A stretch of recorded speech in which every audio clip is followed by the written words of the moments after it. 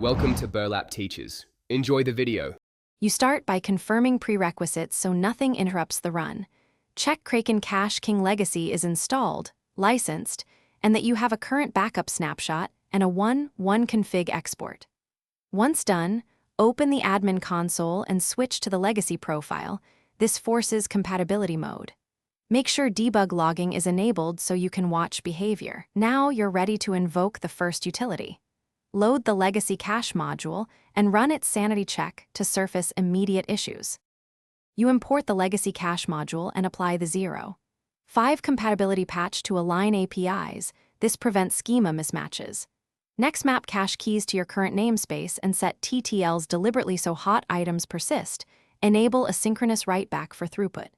Then tune memory limits, thread counts, and concurrency. Start conservative and ramp up. As you adjust, monitor hit rate and latency metrics. If something spikes, roll back the last change.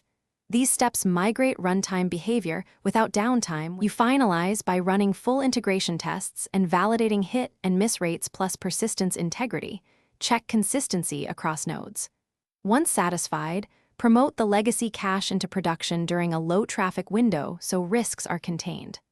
Monitor 5 15-minute aggregates for regressions, then gradually scale traffic. If something goes wrong, revert to your pre-run snapshot immediately and consult debug logs for exceptions to identify the offending change. That single troubleshooting step will usually reveal.